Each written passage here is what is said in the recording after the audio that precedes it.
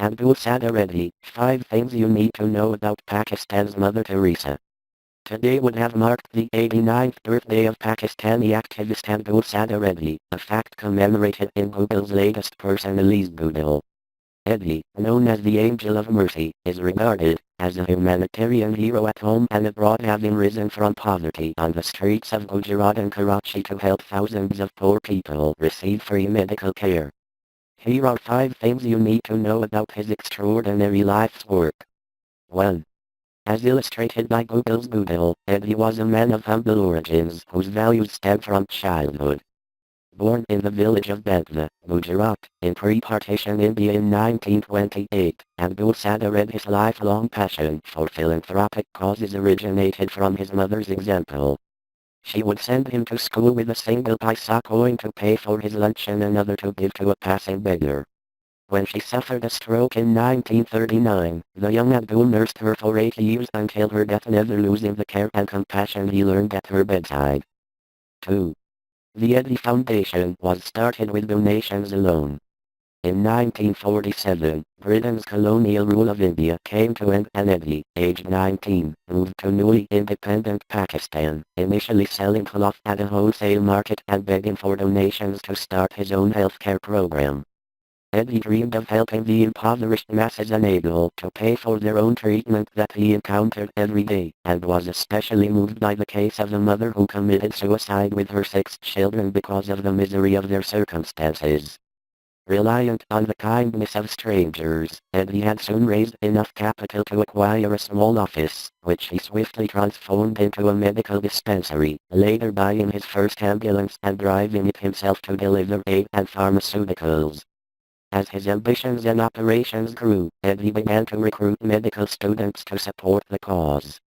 The newly formed Edhi Foundation (DOI) came to prominence by distinguishing itself in public service during the Asian flu pandemic of 1957. 3. Today, the foundation is the world's largest volunteer network.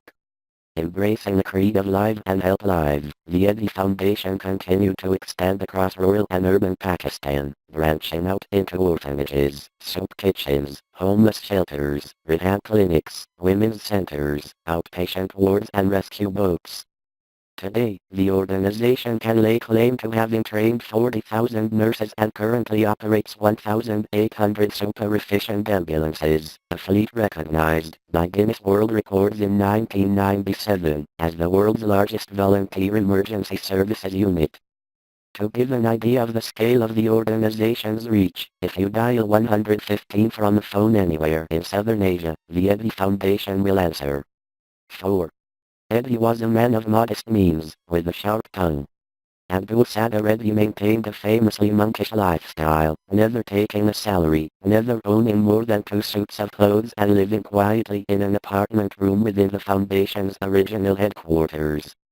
He was, however, never afraid to speak out against corporate greed and political mendacity, and always engaged in international affairs, providing support during the 1985 Ethiopian famine and raising $100,000 for the victims of Hurricane Katrina in Louisiana in 2005.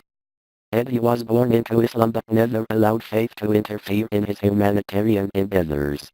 Once asked why he helped non-Muslims, he answered simply, "Because my ambulance is more Muslim than you."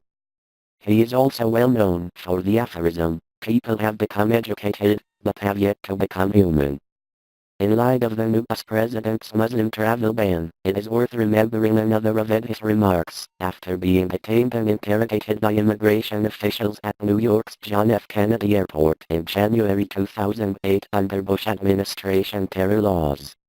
Questioned by reporters as to the reason for his detention, the philanthropist wryly offered, "The only explanation I can think of is my beard and my dress." 5. Edhi died last year leaving behind 20,004 children. Abdul Sattar Edhi died of kidney failure in January last year, leaving behind his wife of 52 years, Bilquis, a former nurse, and 4 offspring. Oh, and the 20,000 other children he is registered as the parent or legal guardian of. Speaking at his state funeral, Pakistan's Prime Minister Nawaz Sharif said, Edhi was the real manifestation of love for those who are socially vulnerable, impoverished, helpless and poor. We have lost a great servant of humanity. The State Bank of Pakistan is planning to issue a 50 rupee commemorative coin in his honor this year, but controversy reigns over the fact that Edhi has continually been overlooked for the Nobel Peace Prize, the subject of a prominent hashtag campaign on social media in 2014. No doubt today's anniversary will do much to raise awareness of his superb relief work around the world.